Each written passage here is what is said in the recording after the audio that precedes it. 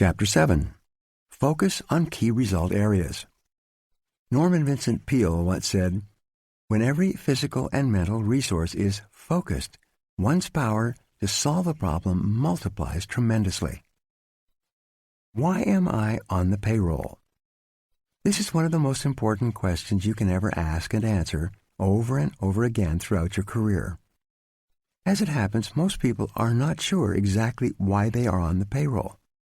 But if you're not crystal clear about why you are on the payroll and what results you've been hired to accomplish, it's very hard for you to perform at your best, get paid more, and get promoted faster. In simple terms, you've been hired to get specific results. A wage or a salary is a payment for a specific quality and quantity of work that can be combined with the work of others to create a product or service that customers are willing to pay for.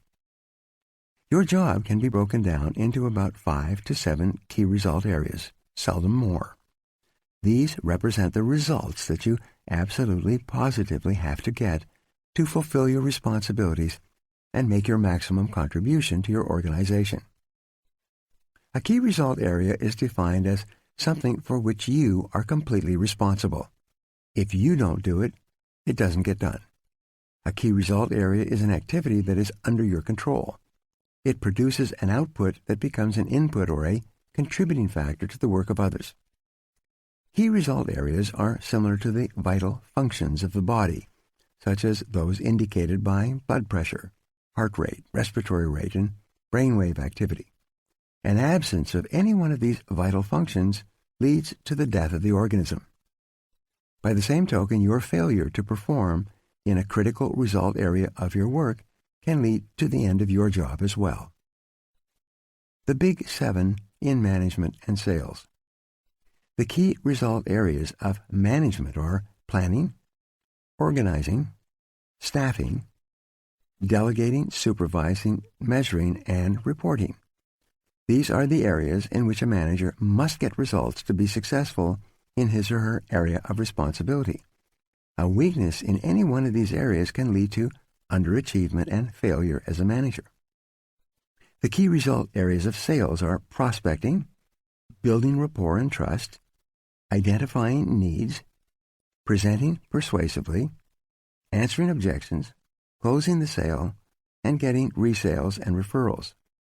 Poor performance in any one of these key skills can lead to lower sales and sometimes the failure of a salesperson. Whatever you do, you must have certain essential skills for you to do your job in an excellent fashion. These demands are constantly changing. You have already developed core competencies that make it possible for you to do your job in the first place, but certain key results are central to your work and determine your success or failure in your job. What are they? Clarity is essential. The starting point of high performance is for you to identify the key result areas of your work. Discuss them with your boss. Make a list of your most important output responsibilities and make sure that the people above you on the same level as you and below you are in agreement with it.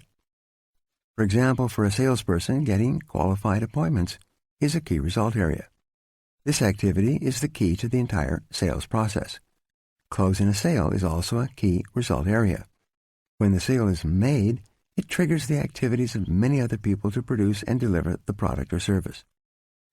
For a company owner or key executive, negotiating a bank loan may be a key result area.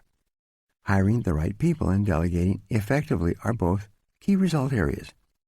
For a receptionist or secretary, typing letters and answering the phone and transferring callers quickly and efficiently are defined as key result areas.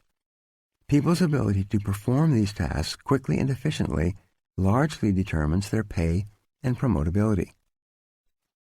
Give yourself a grade. Once you have determined your key result areas, the second step is for you to grade yourself on a scale of 1 to 10, with 1 being the lowest and 10 being the highest, in each of these key areas. Where are you strong and where are you weak? Where are you getting excellent results and where are you underperforming? Rule: your weakest key result area sets the height at which you can use all your other skills and abilities. This rule says that although you could be exceptional in 6 out of 7 key result areas, poor performance in the 7th area will hold you back and determine how much you achieve with all your other skills. This weakness will act as a drag on your effectiveness and be a constant source of friction and frustration. For example, delegating is a key result area for a manager. This skill is the key leverage point that enables a manager to manage and get results through others. A manager who cannot delegate properly is held back from using all his or her other skills at the maximum levels of effectiveness. Poor delegation skills alone can lead to failure in the job. Poor performance produces procrastination. One of the major reasons for procrastination in the workplace is that people avoid jobs and activities in those areas where they have performed poorly in the past. Instead of setting a goal and making a plan to improve in a particular area, most people avoid that area altogether, which just makes the situation worse. The reverse of this is that the better you become in a particular skill area, the more motivated you will be to perform that function, the less you will procrastinate, and the more determined you will be to get the job finished. The fact is that everybody has both strengths and weaknesses. Refuse to rationalize, justify, or defend your areas of weakness. Instead, identify them clearly. Set a goal and make a plan to become very good in each of those areas. Just think, you may be only one critical skill away from top performance at your job. The great question. Here's one of the greatest questions you will ever ask and answer. What one skill, if I developed and did it in an excellent fashion, would have the greatest positive impact on my career? You should use this question to guide your career for the rest of your life. Look into yourself for the answer. You probably already know what it is. Ask your boss this question. Ask your coworkers. Ask your friends and your family. Whatever the answer is, go to work to bring up your performance in this area. The good news is that all business skills are learnable. If anyone else is excellent in that particular key result area, this is proof that you can become excellent as well if you decide to. One of the fastest and best ways to stop procrastinating and get more things done faster is for you to become absolutely excellent in your key result areas. This can be as important as anything else you do in your life or career. Now here are 2 exercises for you. Number 1, identify the key result areas of your work. What are they? Write down the key results that you have to get to do your job in an excellent fashion. Give yourself a grade from 1 to 10 on each one. And then determine the one key skill that if you did it in an excellent manner would help you the most in your work. Number 2 is take this list to your boss and discuss it with him or her. Invite honest feedback and appraisal. You can only get better when you are open to the constructive input of other people. Discuss your conclusions with your staff and coworkers. Talk them over with your spouse.